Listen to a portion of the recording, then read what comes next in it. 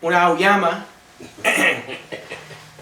y le ponían como una carabela, hacían parecer una carabela, y se le ponía una luz ahí. Eso era para espantar los malos espíritus, ¿ya? Y también traer los espíritus de los muertos de la familia para que vengan a la casa de la forma correcta. Ese es el origen de todo. Ese es el origen. Todo eso es paganismo, es absolutamente idólatra y es absolutamente prohibido. ¿Ya? Poner que los niños se vistan con disfraces, que vayan de puerta en puerta, que digan trick or treat, que todas esas cosas, poner un jack-o'-lantern, poner el calabaza delante de la casa y hacer todo eso, eso es absolutamente prohibido. ¿Ya? Ahora, existe otra parte de esto. La pregunta entonces es, ok, si eso es prohibido, lo que sabemos hoy en día, la gente que están celebrando Halloween, no están celebrando Halloween porque tengan alguna, pensando de que de verdad hay espíritus malos que andan por la calle y nada de esa bobería. Ellos no creen en eso. Lo que pasó fue que la Iglesia Católica cogió esa práctica pagana, como hicieron con muchas prácticas paganas. Esa es la razón, por cierto, que se llaman católicos. ¿Qué quiere decir católico? Quiere decir que cogieron muchas diferentes prácticas y las unieron en una. Eso es lo que es la fundación de la palabra católica. ¿Ya? Entonces, esa idea, no fue el único, a través de la historia hicieron eso. Entonces, fueron añadiéndole, mientras fueron conquistando diferentes culturas, fueron añadiéndole para poder unirlos, ¿no? Okay. Entonces, exacto, acaparar más a la gente. Fueron haciendo un mangú. Un mango, sí, un arroz con mango. Es otra cosa. Anyways, poner todo eso sería prohibido. Pero entonces lo que la Iglesia Católica hizo fue que cogió esa práctica y la añadieron a la práctica católica. Y lo hicieron el Día de Todos los Santos y tienen ciertas celebraciones para esa ocasión. Pero mantuvieron la práctica. Eso es absolutamente prohibido por el versículo que leímos anteriormente en Deuteronomio, que dice, vamos a estudiar las prácticas de las otras religiones para entonces añadirla a la práctica de nosotros. Eso sería prohibido. ¿Se entiende la idea? Entonces, añadir las prácticas de diferentes culturas a la práctica de nosotros, culturas que sean paganas, prácticas paganas, eso sería prohibido. Pero, por ejemplo, ponerse una guayabera, que es una práctica no necesaria, que no viene del Medio Oeste. Ponerse una guayabera elegante, bonita para Shabbat, eso no es prohibido, porque eso no tiene ninguna asociación a una práctica pagana. ¿Se entiende la diferencia? Entonces, aunque como está asociado ahora con la práctica católica y también tiene base todavía en la práctica pagana, eso es absolutamente prohibido. Ahora, vamos a decir, viene por la noche y me tocan los vecinos. Trick or treat. Viene el monstruo, el Hulk, un niño vestido del Hulk. Toca la puerta y me dice trick or treat. ¿Puedo darle caramelo o no puedo darle caramelo? ¿Puede darle dinero o no puede darle dinero? No puedo darle dinero, porque es Shabbat. Pero podría darle caramelo. Entonces la pregunta es si eso también es bajo porque parte del juego es que la gente viene y te dicen, ven, dame caramelo. Y se supone que el que lo recibió le da caramelo. No debe hacerlo. Entonces, hay ciertos rabinos americanos que dicen, no, es prohibido. La mayor parte de los rabinos sefardíes decimos que sí, que puede dar caramelo. ¿Por qué puede dar caramelo? No porque yo crea en esa ridícula idea, pero para mantener la paz. Para que los niños no se sientan mal. Entonces aunque yo no practique la fiesta de Halloween, ¿ya? Darle un caramelo a un niño no es prohibido. ¿Se entiende? Eso se llama Darje Shalom. Y es el balance, el contrabalance a la idea de no andar en los caminos de los gentiles. También hay que mantener la paz y mantener la armonía en la sociedad. Entonces uno trata de crear un balance aquí entre no violar la ley, pero a la misma vez ser agradable con su vecino. ¿Entiendes? Ya. Si ya... Gracias. Si se sabe que ya para ese día ellos van a estar tocando puertas y sonando los timbres, you know, ¿es malo ignorarlos? No crea un sentimiento agradable con los vecinos. Los vecinos van a decir, ¿qué le pasa a este tipo? Los vecinos ya saben quién es usted o saben quién soy yo. Ellos si saben que nosotros no practicamos, ellos no nos van a ir a tocar la puerta. No, a mí me tocan todos los años. ¿O sí? A mí me tocan todos los años. Bueno, lo que están haciendo algunos cristianos. ¿Sabes qué pasa? Que nosotros tenemos mucha gente que vienen de barrios que no son agradables. Entonces los padres los manejan para acá. Porque de que es una área rica. Porque es un área Sí, bueno, decente. Como dice la dominicana, para que piquen. Sí. Ok, antes de que hiciera ese comentario, quería preguntarle algo, porque, o sea, ¿qué verdad hay en todo esto? Es más bien la pregunta que quiero hacerle.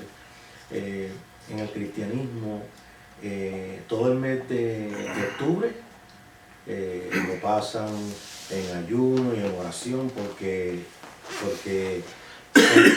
hasta donde tengo entendido, este es el tiempo donde los brujos eligen un lugar, se reúnen para hacer su convención.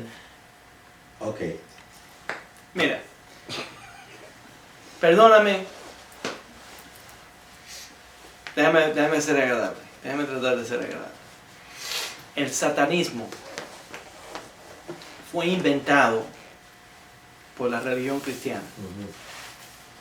Vamos a hablar bobería. Antes de la religión cristiana, nadie era satanista. Inventaron un enemigo malo, cosa mala, para ellos ser lo bueno. Entonces, cuando te vas a pasar un mes entero en esa bobería, le estás dando tanta energía al lado negativo, aunque exista esa cosa de la práctica. Tú nunca ves a los judíos en esa cosa. Nosotros no estamos contrastando. ¿Sabes cómo lo hacemos? Haciendo mitzvot. Yo vivo mi vida. Yo nunca pienso en nada de esta cosa. La razón que ando en esta cosa es para aclarar la costumbre judía. ¿Me entiendes? Entonces eso para mí es una bobería. No, está bien, por eso, Ahora, pero yo sé que en el negocio de la religión organizada, y no hay nada más desagradable que eso, uno vende mejor el producto cuando es un club exclusivo. Entonces, si esa iglesia, nosotros somos los buenos, nosotros somos los salvos, y ellos son los malos.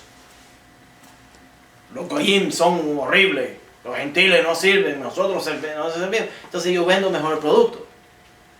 Pero verdaderamente en el camino betargemet, en el camino verdadero, ese no es el caso. Y uno no debería pasar tanto tiempo haciendo ese tipo de cosas. ¿Ya? Hay una señora que pregunta que qué implicación, qué trascendencia espiritual tiene la festejación de ese día en los niños. ¿Ninguna? Ok, que si yo diría que le hace daño.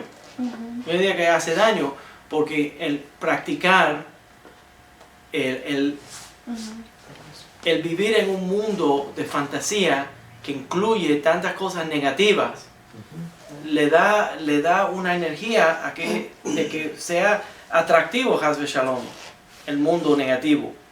O que se crea que verdaderamente Haz Shalom, porque ellos no tienen ningún poder, que los demonios o los malos espíritus tienen poder y todo eso. Eso es pensamiento pagano. Nosotros nos reímos de esa cosa. ¿Entienden? Eso no tiene ningún espacio en el mundo judío.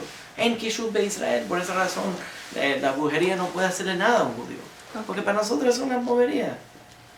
Entonces, alguien, Kiko de Madrid, te manda un saludo. Te manda salud y dice que él es un converso que se está convirtiendo y aprendiendo Torah y Cábala. Que su novia quiere preguntar que si se puede ser cabalista sin ser judío. Si se puede ser cabalista sin ser judío. Yo respondo de esta manera. Primero, no creo que eso es el caso. Pero voy a decir por qué no creo que es el caso. Porque lo que pasa es que cuando ¿cómo le dicen el insecto que vuela, que es atraído a la luz? Cualquier insecto. Cualquier insecto cuando ve una luz en la oscuridad es atraído a esa luz. Y cuando se acerca mucho se quema. Mariposa. La mariposa. Entonces lo que estoy diciendo es que cuando nosotros nos atrae la luz y nos acercamos a la luz, te vas a quemar. Pero esa quemada no es una mala quemada. Responde a la luz y sigue en el camino de la luz. No creo que uno puede ser un mecubal completamente de esa manera. Y déjame decirle que el Research Center de Kabbalah, el Kabbalah Center, está ahora vendiendo ese producto de que ellos no son judíos o que ellos no venden judaísmo, pero que venden cabalismo y que uno puede practicar cabalismo sin practicar judaísmo. Eso es completamente erróneo. ¿Por qué? Porque no hay diferencia entre Kabbalah y Torah. Entonces, si vas a practicar prácticas cabalísticas, tienes que hacerlo en el contexto de la Torah. ¿Cómo vas a adquirir la luz de Shabbat por medio de la Kabbalah sin guardar el Shabbat? Por ejemplo. Entonces, toda la práctica de Kabbalah tiene que ver con el judaísmo. Y no hay diferencia, por cierto, entre el judaísmo y Kabbalah. Entonces, no creo que se puede. ¿Yeah? No, okay. Él dice que le pasó un anuncio y se saltó la respuesta Yeah. de eso. Bueno, la respuesta es que no hay judaísmo, no hay Kabbalah sin judaísmo. Son lo mismo. El judaísmo es Kabbalah, el Kabbalah es judaísmo. Lo que es un estudio, un enfoque del judaísmo en una forma más profunda, esotérica. ¿Ya? Entonces, no puedes decir que vas a adquirir la luz de Shabbat estudiándolo sin hacerlo. Yo estoy estudiando cómo lavar los platos, pero ahí están en la pila de sucio. Pero yo estoy estudiando el jabón. Lávalos. ¿Me entiendes? Pero eso no se limpian entonces. La única forma de hacerlo es actualmente hacerlo. Y también respondí que yo sé de dónde viene, creo que sé de dónde viene esa pregunta, porque el Research Center de Kabbalah, el grupo de los Bergs, de Rabino Berg, está diciendo que están ellos enseñando cabalismo y que no requiere que tú seas judío. Eso es, en mi opinión, y en la opinión de todos los mekubalim auténticos, absolutamente erróneo. No se puede. La forma correcta de estudiar Kabbalah es apegarse al judaísmo, porque no hay una diferencia entre el judaísmo y Kabbalah. Entonces no creo que es posible. Déjame Buena pregunta, Rafael. Déjame echar para adelante un poquito más aquí. ¿Ya? Entonces, voy a usar la fiesta, por ejemplo, de Thanksgiving en los Estados Unidos para dar un ejemplo de esto. Pero la verdad es que hay muchas diferentes fiestas que son similares. ¿Ya? La Gemara, el Talmud menciona que en ciertos lugares había una celebración que se llamaba el Día del Rey. En casi todos los países en donde los judíos vivían en el exilio afuera de la tierra de Israel, se celebraba en todo el reinado el día cuando ascendió el rey al trono. Y en alguna de esas celebraciones, los gentiles iban a los templos de idolatría a dar gracias a los dioses por eso. Pero también habían otras celebraciones que eran las celebraciones simplemente dándole honor al rey. Y la Gemara dice que los judíos estaban permitidos a participar en la celebración del día de la coronación del rey gentil, de los países donde ellos vivían. ¿Por qué? Porque no tiene un fundamento específicamente pagano religioso. En otras palabras, hay gentiles que le achacaban eso al Dios, right? Y le daban gracias al Dios de ellos. Pero eso no quiere decir que todo el mundo estaba de acuerdo con eso. Otra forma de darle gracias, de reconocer al rey. Entonces, de ahí nosotros aprendemos. ¿Ya? Y por cierto, en esos países no se hacía Tajanún. No se decía Tajanún porque era un día festivo de ese país. Entonces, pregunta, en el día de la independencia de un país, obviamente los judíos también pueden participar en ese día de la independencia, celebración, o algún día feriado del país que esté reconociendo algo específico del país. Eso es absolutamente permitido y no hay ninguna razón para excluirnos de esa práctica. En el área de Thanksgiving, en una celebración en los Estados Unidos, final de noviembre, declarada por George Washington, primer presidente de la República, específicamente, la declaración que hace es una declaración 1787, una declaración diciendo que es un día de dar gracias a Dios, al Todopoderoso, por las múltiples bendiciones que trajo a este país y por permitir que pudimos crear una constitución de este país. Entonces, no identificó a qué Dios, porque sabemos que George Washington y Thomas Jefferson y toda esa gente eran deístas, no eran específicamente a un solo Dios, sino decían que Dios creó al mundo, pero que lo dejó así, y que el mundo se estaba desarrollando, pero querían darle gracias a ese creador. Entonces no especificaron cuál creador, y es un momento para dar gracias. Entonces la pregunta que muchos rabinos en los Estados Unidos empezaron a preguntar, si es permitido participar en la fiesta de Thanksgiving o no. Y si, al no ir a trabajar, eso ya no existe nada específico, pero a comer pavo, Es prohibido. ¿sería permitido o no es permitido? Porque eso fue una costumbre creada por los gentiles que no viene de la tradición de nosotros. ¿Sería permitido o no? Entonces allí hay múltiples opiniones y en ese caso hay múltiples grupos que algunos grupos no permiten en lo más mínimo. Los grupos Haredí, lo encuentro tan interesante que mis amigos los Anusim quieren ponerse los disfraces de los Haredim, pero el sistema, la cultura de los Haredim es completamente diferente de nosotros.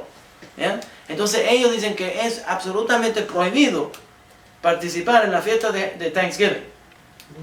Yo fui a una yeshiva Haredí, le voy a contar, me ocurrió a mí. Había una señora que era la cocinera, una mujer que no era judía, que sabía, el rabino forzaba que nosotros los estudiantes vayamos a la escuela en Thanksgiving para demostrar que él no iba a permitir que alguien celebre la fiesta de Thanksgiving. Entonces nosotros estábamos ahí en la escuela de Thanksgiving y la señora que cocinaba para los niños se sintió mal de que había clase y que no se iba a servir pavo y que no se celebraba la fiesta de Thanksgiving.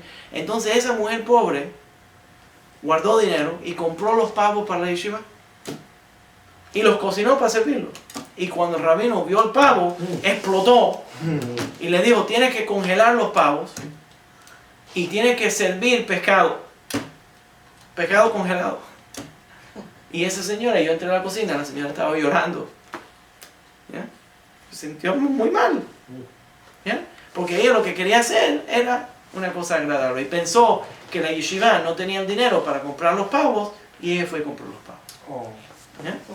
Entonces, él, pensando que estaba haciendo algo sumamente religioso, prohibió la celebración de Thanksgiving.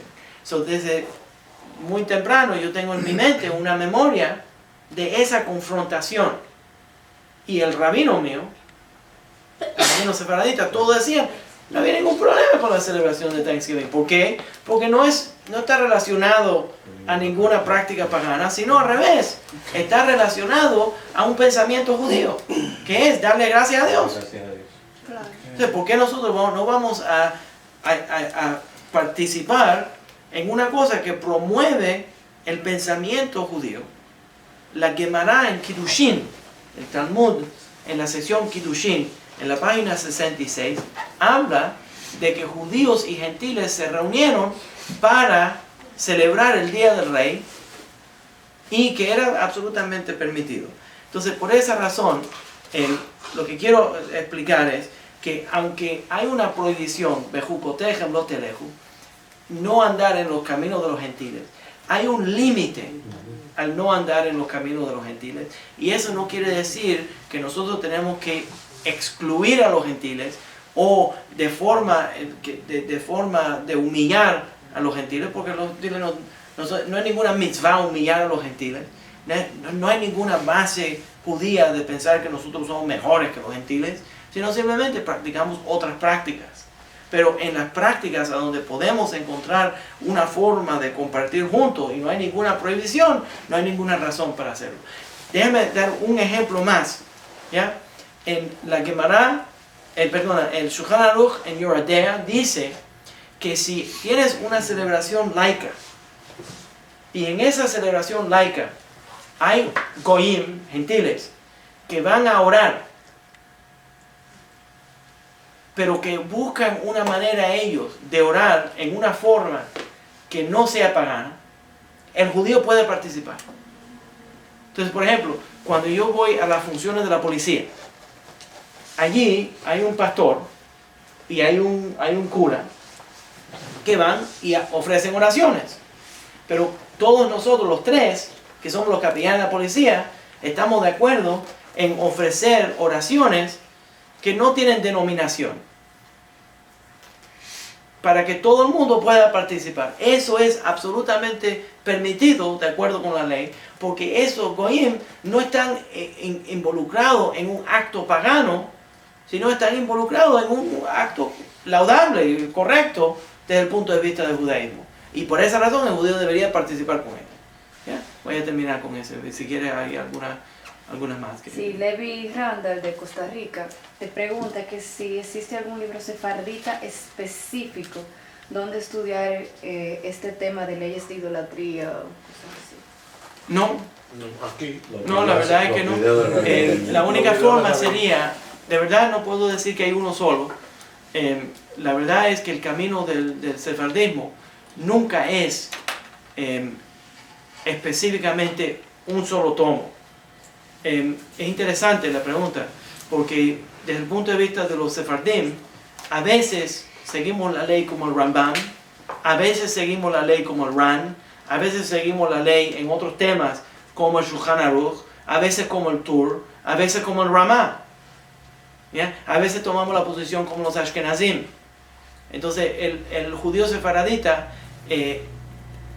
colecta de muchas fuentes diferentes opiniones y decimos esto es lo que más tiene sentido después de analizar múltiples fuentes. Interesante, porque en el mundo ashkenazí eso no es necesariamente el caso. ¿Ya? Y existe una sola cultura judía que sigue una sola opinión.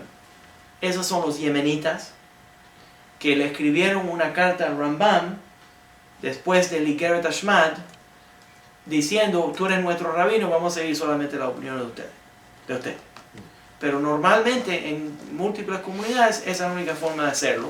Sería colectar múltiples fuentes y llegar a una conclusión. Ese es el sistema sefaradita. Ahora, le recomiendo a Levi Randall, ¿ya? Que es Randall Levi, ¿no? Al revés. Entonces,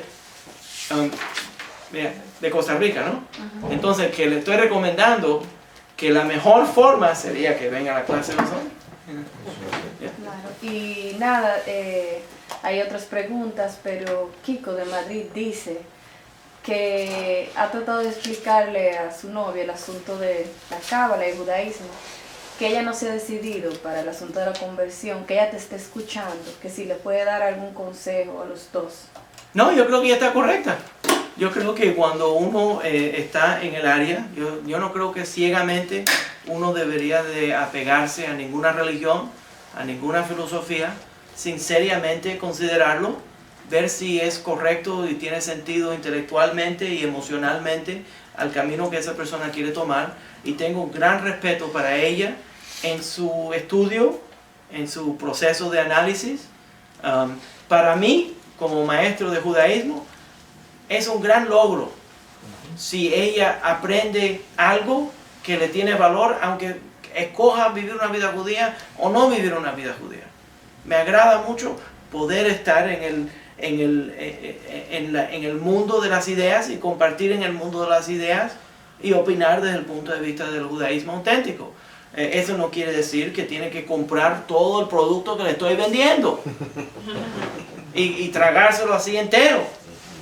Que analice lo que estoy diciendo, que compare lo que está leyendo y llegue a su propia conclusión. Tengo gran respeto para eso. Yo creo que ese es el mejor proceso espiritual, intelectual y emocional para tomar. Entonces la felicito por ese proceso. Okay. Y alguien preguntó repetidamente, es que si hay alguna fuente, déjame ver, una fuente, se me fue la pregunta, pero lo pregunto varias veces, acerca de exorcismo dentro del judaísmo. ¿Exorcismo dentro del judaísmo? Sí, algo así. Ese es otro tema en Kabbalah. Eso sería quitar un dibuk, que sería como un espíritu, no de un demonio, sino de un espíritu que por sus pecados ha terminado, que no ha podido entrar al infierno, no ha podido entrar al Gehinom. Entonces no, vamos a responderle. Al infierno, sí, al Gehinom. Entonces no puede de esa forma limpiarse porque tiene tanto pecado que las almas que están dentro del Gehinom no lo dejen entrar. Porque si él entra, embarra a todos los demás que están ahí, entonces lo cierran y su castigo entonces es que tiene que ambular, dar en muchos lugares, y hay dos demonios que andan castigándolo en todos los lugares que él anda. Y entonces la única forma que esa persona que ese espíritu podría tomar algún alivio sería en Shabbat, cuando los demonios no pueden hacerle daño. Y por esa razón nosotros le añadimos a las horas de Shabbat para que todos esos espíritus que andan con ese problema tengan un alivio. Segundo, entonces, sería encontrar a alguien que está haciendo el mismo pecado por la razón que él fue excluido del castigo de Gehinam, y entonces a veces él puede meterse dentro del cuerpo de esa persona, y entonces a veces se mete ahí, pero nadie se entera, se queda callado, pero entonces si empieza a molestar, entonces un mekubal podría hacer un exorcismo de sacarlo. Pero vamos a ser claros, eso ocurre una vez en 1000 años. Él pregunta que si hay una referencia histórica. Una referencia histórica. Han habido varios libros que cuentan sobre exorcismo, específicamente Chaim Vital, uno de los estudiantes de la Arizal, del círculo cabalista de Tzfat, escribió sobre algunos eventos de exorcismo que existieron en ese caso. Que busquen en el área del Arizal y del Chaim Vital. Okay. ¿Bien? Y nada, ya las últimas preguntas. Pero que no vaya a creerse que los exorcismos del judaísmo van a parecerse en lo más mínimo al exorcismo de la película o el exorcismo de estas iglesias evangélicas, a donde ellos siempre están encontrando diablos y demonios y posesiones y hay que hacer un espectáculo y dramático y gritería y todo lo demás. Eso no va a ocurrir en el judaísmo. Antes de hacer un exorcismo de esa forma sería una cosa muy rara y es una cosa muy privada. La gente no van y empiezan a gritar en la sinagoga para hacer un exorcismo ni nada de eso. Eso es cultural de los gentiles y no tiene nada que ver con la práctica de nosotros. Y cuando hacemos un exorcismo no tiene que ver con un demonio. Siempre es un dibuk, es un espíritu que estuvo ambulando de esa manera. ¿Ya? ¿Ya? Ok, entonces nosotros hoy, vamos para terminar, nosotros hoy estudiamos uno de los temas en halajá y aplicaciones en halajá. Estamos estudiando el sistema halágico, el sistema legal de verlo. Una persona de fe en el judaísmo no llega a sus conclusiones basado en lo que los demás están haciendo. Eso se llama judiolatría. Idolatría de los judíos. Porque alguien lo haga no quiere decir que yo lo tengo que hacer. Entonces nosotros llegamos a nuestro análisis con la mejor información que nosotros tenemos. Si nos equivocamos, lo arreglamos después. O nos arrepentimos, tratamos de mejorarlo. Pero con la mejor información que uno tiene, uno llega a una conclusión. Ahora, por esa razón, el judaísmo requiere mucho estudio. ¿Ya? Y no es estudio por el internet yendo a Chabad.org o a Breslev.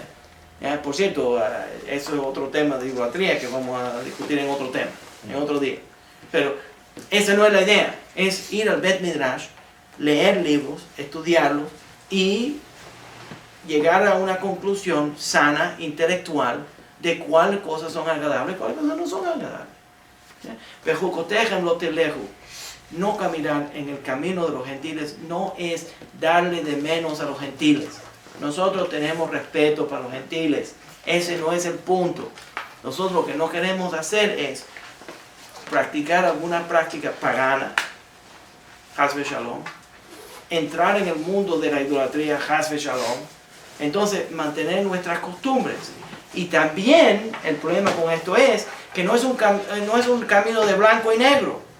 Nosotros también estamos buscando una forma de también establecer buenas relaciones con los gentiles. Entonces no podemos decir, oh no, ustedes quédense lejos. No, al revés. Queremos que te acerques y queremos tener una relación, congraciarnos, tener una relación de paz en una forma respetuosa, pero dentro de ciertos límites para que todo el mundo esté cómodo. Y para que todo el mundo aprenda. Y crezca. La realidad Y crezca y pueda expresarse. Eso es una relación correcta. Entonces, el judaísmo no tiene interés en excluir a los gentiles. No tiene interés en darle de menos a la práctica gentil. Y estamos específicamente buscando formas dentro de la halajá de poder encontrar una manera de hacerlo. Un gentil lo invita a uno a la casa de ellos a comer y dice, oh no, yo no puedo ir porque yo guardo kasher. No, esa no es la forma. Lo que se hace es, mira, yo guardo kasher, yo no puedo comer esa comida, ven a la casa mía a comer. O trae algo, frutas, una ensalada, una forma, algo para poder compartir juntos. La vida judía no es una vida insular de separación del gueto espiritual, intelectual. La vida sefaradita, desde el punto de vista sefaradita, la vida judía es una vida que vive dentro de la halajá y también por la ley encuentra formas de promover la paz y el entendimiento y la aceptación y la tolerancia. Ese es el camino correcto. Voy a compartir una idea más y vamos a terminar con esto. Pensando hoy en día en el jaredismo, en la forma jaredí ultra ortodoxa que se está creando, instituyendo y que desafortunadamente tanto de los anusim quieren parecer que salieron del escenario de Fiddler on the Roof, del violinista en el teclado. Quieren hacer esa apariencia porque se creen que eso es auténtico. Compárenlo a lo que dice el Me'am Lo'ez, Rav Yaakov Kuli, cuando habla sobre la esclavitud de Egipto. ¿Qué es lo que dice? Dice él que la razón que la esclavitud ocurrió en Egipto fue porque los judíos se encerraron en el gueto de Goshen y no compartieron con los egipcios que eran sus vecinos. Si los judíos hubieran compartido con ellos, le hubieran enseñado los valores judíos y ellos nunca hubieran llegado a hacer la esclavitud. Pero como se encerraron porque tenían poca fe y tenían miedo, no compartieron esos valores con los gentiles y entonces entró la esclavitud. Dice Rav Yaakov Kuli, y si lo hubieran enseñado a los egipcios los valores judíos, que ya ellos tenían valores, se hubiera completado la profecía que Dios le dio a Abraham de que íbamos a ser extranjeros en una tierra extranjera. Se hubiera completado sin también haber tenido que ser esclavos en esa tierra extranjera. El camino auténtico sefardita es compartir, buscar una manera de incluir o de incluirse a uno mismo, no de excluirse a uno mismo. ¿Ya? Por esa razón quería concentrarme hoy en uno de esos temas que está relacionado en Halajá, específicamente por el tiempo que estamos entrando y también para aclarar más el pensamiento halajá. ¿Ya? Gracias a todos. ¿Ya? Amén. Amén.